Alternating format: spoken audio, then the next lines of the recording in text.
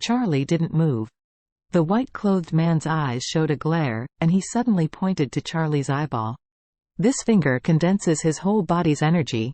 Be sure to kill the enemy with one blow." Poke in Charlie's eye socket, directly pierced the eyeball, pierced his finger deep into the eye socket, and pierced his brain. And the inner strength on the fingers can directly shatter Charlie's head like a watermelon. Charlie stood coldly and suddenly laughed. Unbearable. He casually slapped it. No one knew, he had an aura in his palm. This slap was more fierce than a car crash. Boom! With a movement of his hands, Charlie slapped the white-clothed man to the ground with a slap like a dog. There was silence all around. Claire rubbed her eyes vigorously, almost unable to believe it. Irvin Jones was also stunned. These two are really Oliver Vincent. This strength is a bit inconsistent with rumors. In the legend, the most powerful boss was slapped to the ground by Charlie? How is this possible? The white-clothed man collapsed to the ground, unable to get up anymore. His heart was terribly shocked. This slap seemed to be an understatement, but when the slap fell, a few strong internal breaths penetrated into his head, rushing around the body along the meridians, like a fuse, letting several important veins in his body. All burst.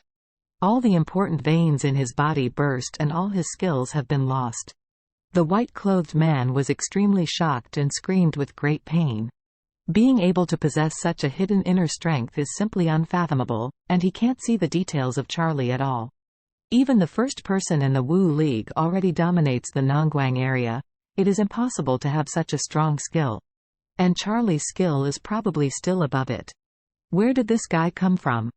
He and his brother, this time are not here to kill, but to die. At this moment, Charlie slammed his groin with a punch, and his groin burst in his abdomen with a punch, and his whole person instantly became useless with his hands and feet unconscious, only one step away from death. With one punch down, Charlie looked down at the man in white condescendingly. His eyes were full of irresistible coldness, and the cold voice asked, "Say, who is going to kill Elsa?" The white man's face was as gray as death. At this moment, he has been abolished. For the warrior, life is worse than death, and his spirit is completely destroyed.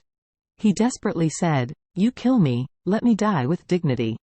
Charlie said coldly, "Dignity? You're not worthy. If you don't tell Master Wade behind the scenes, I will break all the meridians in your body, so that you can't even blink your eyelids for the rest of your life. Then I will send you to the police station. You seem to be a wanted criminal, and I can exchange a lot of money. Then I will let you lie down and go to prison for the rest of your life." The white-clothed man said in amazement, "I am inferior to others in his skills, and I am guilty of death. I just ask you to give me a happy ending here."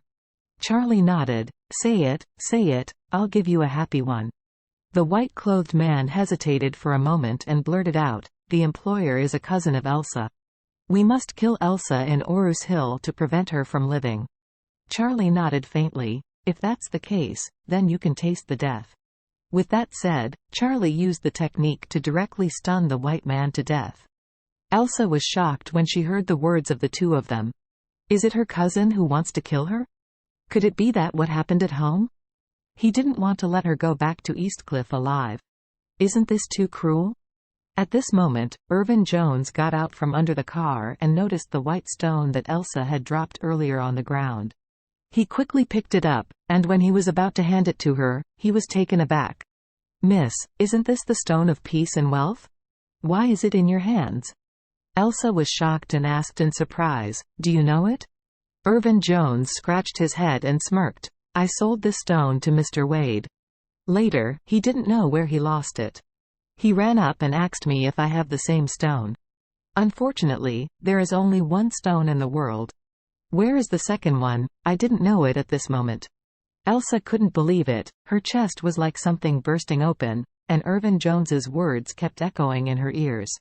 She murmured, "Is this stone the only one in the world?" "Only this one."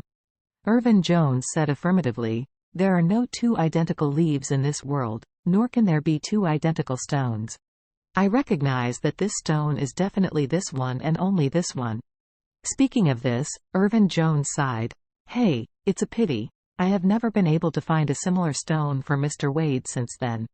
Mr. Wade? He kept it from me for so long. The savior whom she has longed for, the lover of her dream for a long time, turned out to be him.